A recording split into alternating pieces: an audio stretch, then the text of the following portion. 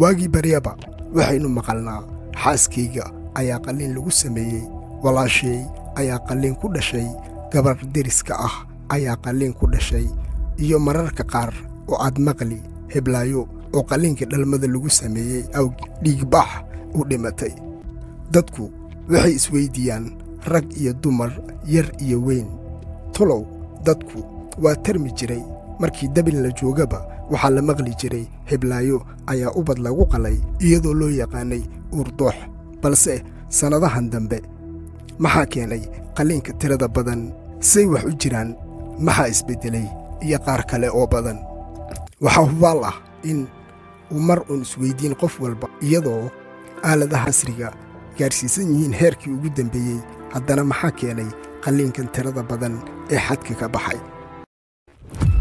waxaa la yidhi dhismo kasta waxaa laga dhisay dhagax kale dusha laga saaray. sidaasi la mid ah waxaa la odhan karaa dhismaha aqoontana waxaa soo ururiyey rag aqoon-yahanno ah. aqoontaas oo ku dhisan howlihii ay qabteen raggii iyaga ka horreeyey. waxa uusan midkood aqoonin midka kale ayaa yaqaana. intaas waxaa ka soo haray in yar oo daahsoon. qofka doonaya inuu ogaadana waxaa lama huraan ah in uu masaafo dheer u galo. waxay nagu soo badanaya sanadadii ugu dambeysay qalliinka lagu samaynayo hooyooyinka marka ay dhalayaan. qalliin aan ku dhalmarabin qadar Allah aan igu dhacay caadi aan ku dhalay rabin operation aan ku dhalay alxamdulillah. ilmaha kulli ma lagu qalaa mase cunugan le lagu qalaya? maya, ilmaha dhan waa lagu qalaa aniga.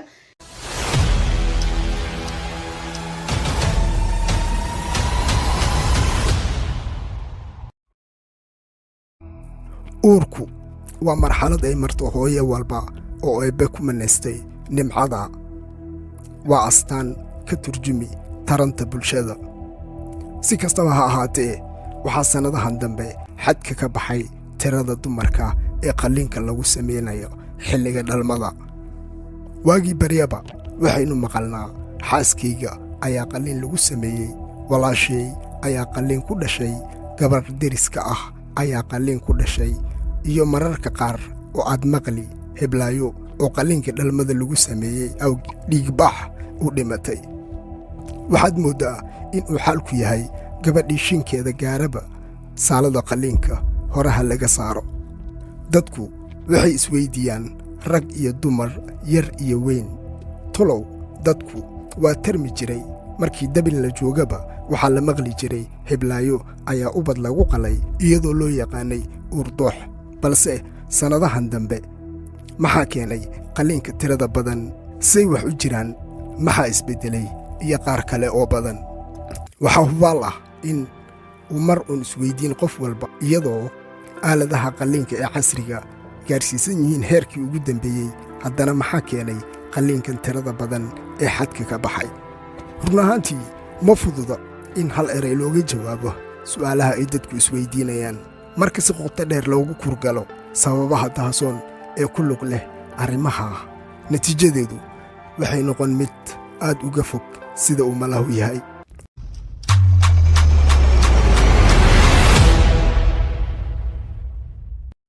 inta aynan guda gelin faallada sababaha dahasoon ee aynu doonayno in aan ogaanno, ugu horrayn aan isla aragno sababaha caadiga ah ee sababa qalliinka xilliga dhalmada.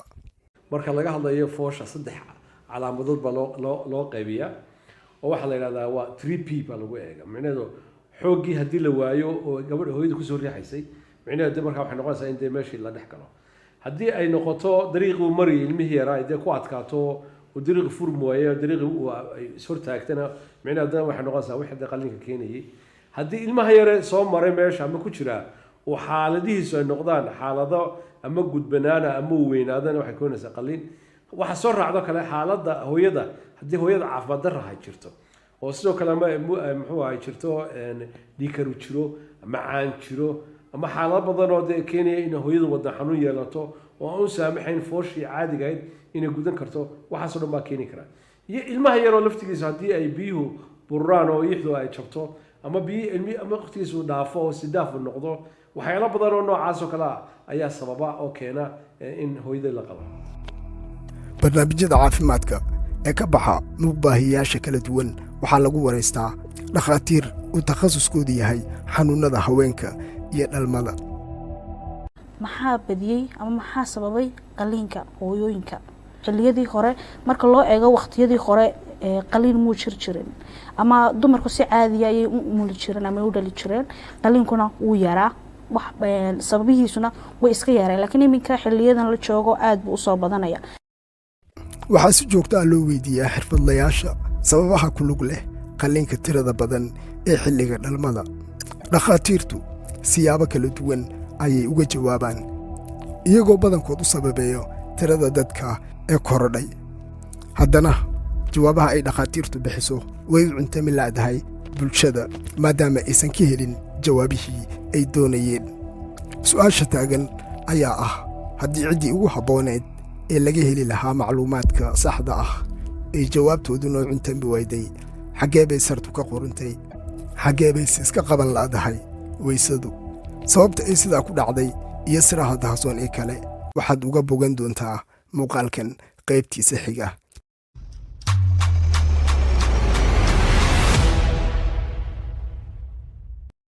maxay tahay godobta dahasoon ee gunteeda la gaari la'yahay? godobtani ma aha mid bilaabatay shalay iyo maanta toona, balse waa mid soo jiitamaysay sabanno badan. si aynu u ogaano xaqiiqda jirta waxaa lagama maarmaan ah in aynu dib u milicsanno halkii ay ka soo bilaabatay ugu horrayn iyo ujeeddooyinkii laga lahaa. taasi waxay noo suurtagelin in aynu isla fahanno arrimaha badan oo la halmaama mas'aladan xasaasiga ah. dhanka kale waxaan idinkula wadaagi doonaa muuqaalkan qaybihiisa xiga muuqaallo sir ah, kuwo shaaraca ah oo xoojin doona fahamkeenna mas'aladan. dhammaadkii qarnigii 17aad nin la ohan jiray Thomas Malthus ayaa jaraa'id ku soo bandhigay afkaar isagoo ciwaan uga dhigay saamaynta ka dhalan doonta tirada badan ee dadka iyo kororka bini'aadamka. fikraddaasi waxay ahayd mid tilmaami khayraadka dhulka saaran waa mid xadidan oo ma ahan mid sii kordhaya, halka taranta dadkuna ay sii laba jibaarmi marba marka ka sii dambaysa. wuxuu intaa raaciyey dhulku inama wada qaadi doono, irsaaqdu ciriiri bay geli doontaa, dadkuna way islaanayaan. sidaa darteed intii ay irsaaqdu ciriiri geli lahayd dadkuna ay islaan lahaayeen ha la xadido dhalmada. markii uu fikraddaa shaaciyey waxaa soo dhoweeyey dad badan oo maadiyiin ah siina faafiyey. waxaa kale oo fikradda qaatay dhaqaalayahano islamarkaana qayb ka noqday faafinta fikirka odaygu la yimid. wuxuu wakhtigu iskurabo afkaartii wejiye kala duwan ayay sii martay, hase yeeshee 1970kii waxaa mar kale si cusub u bilaabatay dhaqangelinta fikraddii uu odaygu la yimid. waxaa bilowday olole lagu taageersan yahay fikradda ah. waxaa isu soo taray dibadbaxyo boodharka ay sitaan haldhigyadoodu tilmaamaya sida taranta tirada dadka xadka ayay ka baxday, dhulku inama wada deeqayo, khayraadku naguma wada filla, cunnadu naguma wada filla, dadkuna ma fahansana. sidoo kale waxaa dugsiyada lagu bari jiray ilmaha in haddii tirada dadka ee dunida ku nool ay kor u sii kacdo ay dadku macaluul u dhammaan doonaan. waxaa loo sheegi jiray in kobaca taranta dadku ay sanadkii kor u sii kacdo 2%, halka wax soo saarka cunnaduna yahay 1%. waxaa loo sheegi jiray in xalka keliya ee bannaan yahay hoosu dhigidda dhalmada ama in ay sare u kacdo dhimashada iyo mala'awaal la mid ah. intaa kadib waxaa la dhaqangeliyey mashaariic daahsoon iyo kuwa shaarac ah oo lagu yaraynayo dhalmada, halka qaar ka mid ah mashaariicdaasi ay ahaayeen kuwa lagu geystay xasuuqyo ba'an oo dunida daafaheeda laga geystay.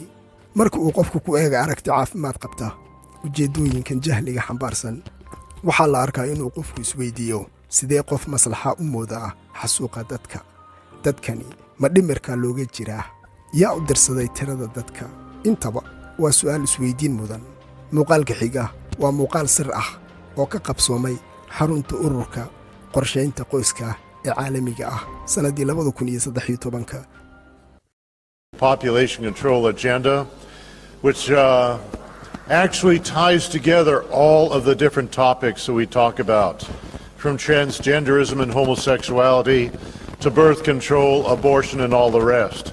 It all is in support of one particular goal, to cut down the number of people that there are in the world. So I'd like to cover population control goals, strategies, motivations, and why we cannot lose hope. So what is the primary population control agenda? It's colonization of the mind, which means what we do is we can't take over a country by force anymore to have access to its natural resources, but we have to make the people in the developing countries of Latin America, Caribbean, Asia, Africa, and Oceania, make them think like North Americans or Europeans. Less children, you know, you'll be richer, your country will be better off if you have less children, and so on.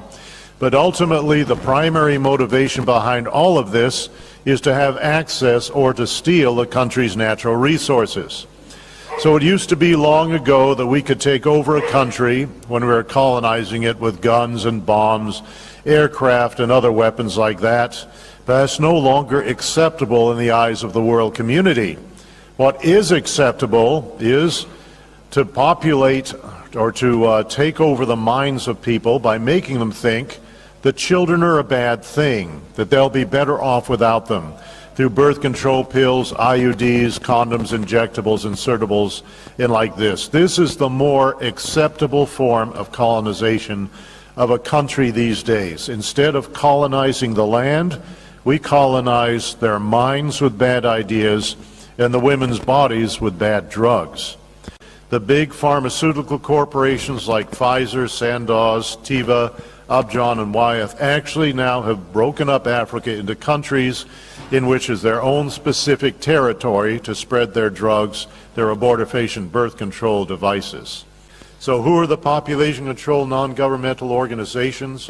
Some of these cultural death groups in New Zealand: Family Health International, Population Research Bureau, the Guttmacher Institute, Population Services International, United Nations Population Fund, ICMA, International Women's Health Coalition, Advocates for Youth, which is sex education, the World Association of Girl Guides and Girl Scouts, Rainforest Alliance, and International Planned Parenthood Federation. Every single one of them pushes population control. marka aaladda caafimaadka tayadeedu kor u sii kacdo waxaa hoos u sii dhici taranta dhalmada. taasina ma ahan mid qarsoon oon muran geli karta, sababtoo ah si cad ayay dadku ugu sheegaan. haddaba waa maxay xiriirka ka dhexeeya qalliinka dhalmada iyo ujeedooyinka dahsoon ee xadidaadda taranta? waxaa jira daraasado badan oo loogu kurgalay khatarta iyo saamaynta ka dhalata mustaqbalka fog qalliinka dhalmada. haddaba aynu soo qaadanay mid ka mid ah natiijada daraasad ay samaysay haweeney dhakhtarad ah oo la yidhaah Doctoreso Jennifer Ashton. I've got to break this down. This isn't saying if you've had a C-section that you're more likely to have a hysterectomy. It's saying that if you have an elective hysterectomy, you could have complications later down the road. So break this down for us. Okay, so as you said, C-section, the most common major surgery done in the world, and then hysterectomy is also one of the most common surgeries done in this country. So this study came out of JAMA Surgery, very reputable journal. It was about 7,600 women in Denmark who have had C-sections and then went on later in life to have a hysterectomy for benign reasons, so not cancer. This was the first time you looked at one surgery and then the other and connected whether or not there were complications, and in fact there were. So what the study found is that women who had had one C-section had a 31% increased risk of complications following a hysterectomy that they had in the future, and if you had two or more C-sections, that risk went up to about 38% increased risk of complications following a hysterectomy. These numbers are a big deal. 31%, that's a huge number. Yeah. So I want you to explain the future risk. What exactly are we talking about? What the study found in terms of what are those complications, right? So increased risk of needing to go back to the operating room sometime in 30 days following a hysterectomy, increased risk of operative surgical time, so how long it takes the surgeons to do that operation, increased risk for needing a blood transfusion following a hysterectomy, and increased risk of infection, usually surgical site infection. And I want to show you why. So if you imagine imagine this board as a uterus that has never had a C-section. You have smooth surface of the uterus. After one C-section, of course, we have to close the uterus, so there can be scar tissue. And, you know, that can happen after one surgery. It can happen rarely after no surgeries. But in general, one, you would get a scar like that on the uterus. 2 or more C-sections, the risk of scar tissue internally, again, not for every woman, but it definitely goes up. And we have to remember, you know, when you have a baby and you're in your 20s or 30s, and then down the road, 10, 20, 30, 40 years, we have to go back into that abdomen and deal with those complications. And that scarring can really stack the deck for those complications.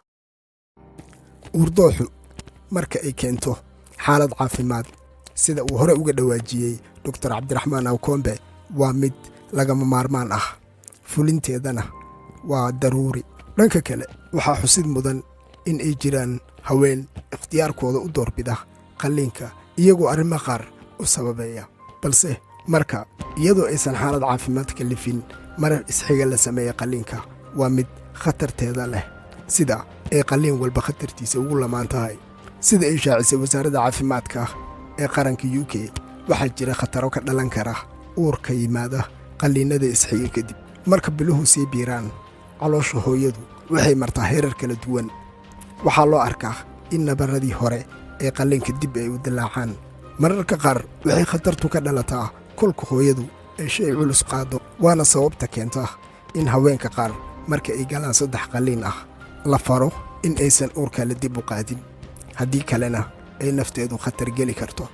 Waana ujeeddada ugu weyn ee ka dambaysa qalliinada isu soo taraya marba marka ka sii dambaysa. Dhanka kale, daraasado ayaa tilmaamaya in qarashaadka qalliinka ee cusbitaalada gaarka ah ay door weyn ku leedahay sare u kaca qalliinka dhalmada. Sidaas la mid ah, cusbitaalada shacabkana ay saameyn ku leedahay lacagaha ay hay'aduhu ku siiyaan dhakhaatiirta qalliin walba oo ay fuliyaan. Khidmadaas oo ka baxsan mushaarka joogtada ah waana sababta ka dambaysa in ay noo cuntabi waydo jawaabaha ay ka bixiyaan sababaha qalliinka u tirabatay. Marka ay waalidiintu u sheegaan ubadka inuu dhakhtar noqdo si uu lacag badan u helo beddelkii loo sheegi lahaa gudashada xilka weyn ee daruusta uu baranaya, waxaa ka dhasha midda ah dad damiirkoodu dhintay oo wax walba lacagta ka hormari ah. Waxaa iyaguna xusid iyo mahadnaq aan la soo koobi karin mudan xirfadlayaasha isugu jira kalkaaliso ilaa dhakhtar ee goor kasta ku howlan gudashada waajibaadka saaran, weliba iyadoo manfaca ay helaan ay ka badan tahay daalka ay ka maraan adeegga ay bulshadu u hayaan. Iyagana waxaan leeyahay waxqabadkiinna mahadnaq laguma soo koobi karo ee Allah idinka abaalmariyo. Laga bilaabo maalintii ay ugu dhalatay weydiinta sababaha ka dambeeya qalliinada isu soo taraya, waxaan isdul taagay macluumaad kala duwan oo mid walba qayb ka qaatay iftiiminta godobta daahsoon ee weydiinteedu lorka igu haysay. Si kastaba ha ahaatee, xogtii ugu adkeed waxay ahayd mid ku xusan qaybaha dambe ee buugga la magac baxay mashruucii la dagaalanka nuurka. Xogtan waxay ugu duwaneed xogaha kale ee aan isdul taagay maadaama ay tani ka hadlaysay howlgalka socda ee bartilmaameedka u ah yaraynta taranta iyo dhalmada bulshada Soomaaliyeed. Wadahadalkan xiga waa qoraaga buugga mashruuca la dagaalanka nuurka iyo xubin ka mid ah dadkii soo maleegay ujeeddooyinka jahliga xambaarsan ee weerarkoodu cagta inoogu haya inaguna aynan u warhayn. markaan safarkii 2 cisho ka nasanay ayaan habeenaysanay beed si aan ugala sheekaysto mashruuca soo kormeeri doono ee yaraynta dhalmada iyo sida farsamo ahaan loo dejiyay. waa uu bilaabay hadalkii isagoo si korka xaadisay u sharaxaya qaabka loo wajahayo dhalmada Soomaalida oo xadka bax ah. waxa uu yiri Soomaalidu wax walba hal yiraahdo way kaga dambeeyaan adduunyada, laakiin hal ay hogaamiyaan oo ay calanka u sidaan waana xagga taranka. qoyska Soomaaliga wuxuu celcelisaha soo saaraa 7 qof oo bedela, halka Yurub oo dhan markaas ku darto xadiga tarankoodu uu ka hooseeyo caalamka aynu ku nool nahay. dunidan ay khatar ku tahay tirada dadka ay sida macnada la'aanta ah isaga koraya ma qaadi karo ecosystemku. waa deegaanka aynu ku nool nahay 9 bilyan oo qof. waa in tirada hoos loo dhigaa inta aan la gaarin 2050 oo la xakameeyaa. niyadda ayaan ku uri oo isaguma waxa uu iska dhigaya kii arsaaqada u hayay xagu dadka dunida masiibo ugu arkaa.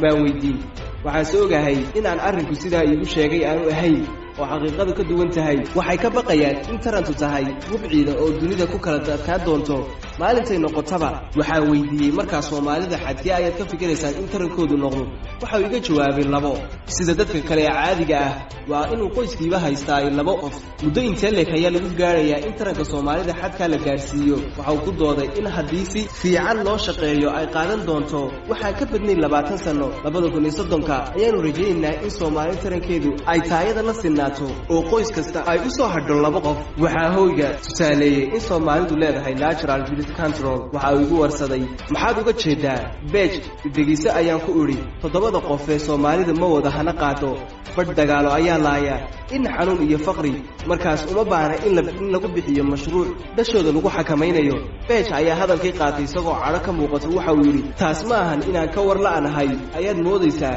inta soo hadhay ayaanu rabnaa in ay tirtiranto waana ka xumaaday cadaawadnimada intaa leega u hayo ummad aan iyadu wax colaada u hayn isaga beej ku soo dhawo ayaa ku wiri mashruuca oo iga waran farsamo ahaan halka laga galayo isma dhibin oo isagoo qoslaya ayuu yiri waxay ka faa'iideysan doonaa marka ay ugu nugul yihiin ma fahmin ayaan ku wiri ee i balaari beej wuxuu afka soo mariyay in ay qaliinka hooyooyinka uurka leh u noqon doono waxaanu ku gaadhno ujeedooyinkayaga marka aanu hooyo walba qalno waxaan gaadhi doonaa hadafka aanu ku joojinno taranka badan sidee ayaad ku gaadhi kartaan ayaan ku celiyey aniga oo kula doodaya in qaliinka muhiim u yahay intii hooyo ay isku gu'i lahayd ama ay khatar ku geli lahayd uurka waxa kaloo aan u sii raaciyey qaliinku inuu xal u yahay hooyada uurka ku dhigtoota sida kuwa ilmuhu isgudbo kuwa biyaha dhalmadu ka dhammaadaan ayaan haysan wax ilmaha soo riixa hooyada miskaha yaree looga in ay khatar ku gasho kuwaas oo dhan ayaa caafimaad ahaan ugu baahan ee aduu sideed ujeedo uga gaadhaysaa ayaan ku iri beej isagoo u muuqata hab qabweynaan ah ayuu igu yiri hooyooyinka duruufahaasi ay haleelaan waa ay ka yar yihiin 5%, laakiin annagu waxaan doonaynaa in 95% badbaadi lahaa ee sida fiican u umuri lahay in la qalo waxaan ku iri marka qorshahaagu waa in hooyo kasta ay qaliin martaa waxa uu igu yiri dabcan waa dantayda in hooyo kasta ay marto beej ma ii sheegi kartaa faa'iidada iyo halka danta kugu jirta waxa uu igu yiri hooyo kasta mar 2 ilaa 3 jeer la qalo waynu ka joojinaa dhasha iyada oo ogol iyadoo ka warhayntoona hooyada Soomaaliyeedna dhasha way nici doontaa marka ay 3 jeer la dhaawaco ee mindi ay ku dhacdo hawlgalka noocaan ah waxa uu qayb ka yahay in la xakameeyo taranka faraha badan ee Soomaalida fajicisa ay igu noqotay xogta uu ila wadaagay ee ku aadan dadka goobta ah ee Soomaalida waan ismaaca salaameeyay khadkina waan jaray waxaan u soo dhoofay Djibouti si aan u bilaabo kormeerkii mashruuci waxaan guda galay kormeerkii aan u yimid anoo booqday isbitaalka dhalmada maalintii waxaan dareemay baaxadda ay leegtahay dumarka qaliinka lagu fulinayaa waan ka naxay oo waxa weydiiyay sababta keentay in dumarka la qalo waxay igu jawaabeen gabadh kasta oo reer Djibouti ah waa la qalaa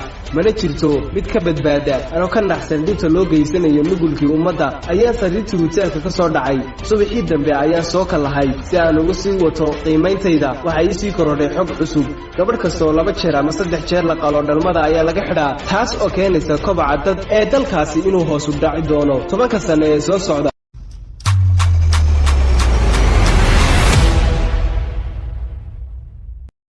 ugu dambayn uurdooxu waa jiri jiray waa marxalad dhif ah oo xasaasi ah waa marxalad lagu kala badbaadiyo hooyada iyo dhallaanka taasina muranka ma taagna laakiin arrimaha kale ee ku lug leh ujeeddooyinka dahsoon ee jahliga xambaarsan ayaa u baahan in fiiro gaar ah loo yeesho waa in cidda tala bixinta laga doonanayo ay noqoto xirfadlayaasha damiirka leh ee garanaya waajibaadka xilka saaran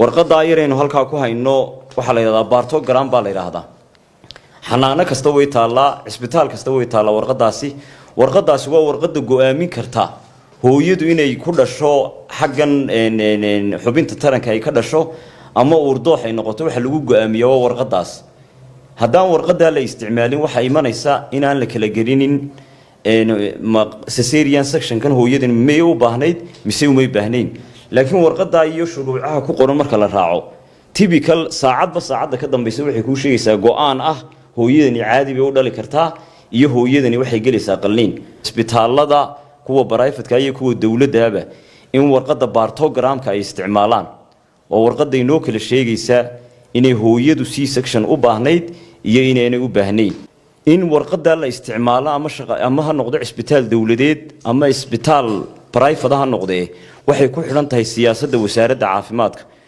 in la qiimeeyo cisbitaalada la tago oo xanaanooyinka la tago oo kuwa private-ka la tago marka wasaaradda caafimaadku waa inay siyaasadeeda eegto wadankii ma ka shaqeynaysaa waayo intaasoo caruura lagu badbaadin karaa intaasoo hooyaa lagu badbaadin karaa warqadda yare baartogramka marka cidda hirgelin karta warqadan inay hirgasho anu maanta ma kala garanayo in cisbitaalada private-ku ay isticmaalaan warqadan iyo kale inkastoon si guud ahaan aan u ogahay in baartogramka wadanka aad yar tahay inta goobood laga isticmaalo marka waxaan oran lahaa in privatis iyo cid kastaba haday meesha doonto ha noqotay wasaaradda caafimaadku ay dabagal ku samayso in la isticmaalayo baartogramkii iyo in aan la isticmaalayn ujeedooyinka jahliga xambaarsan ee lagula dagaalamaya inta kuma eeka waxaa jira qaar kale oo daahsoon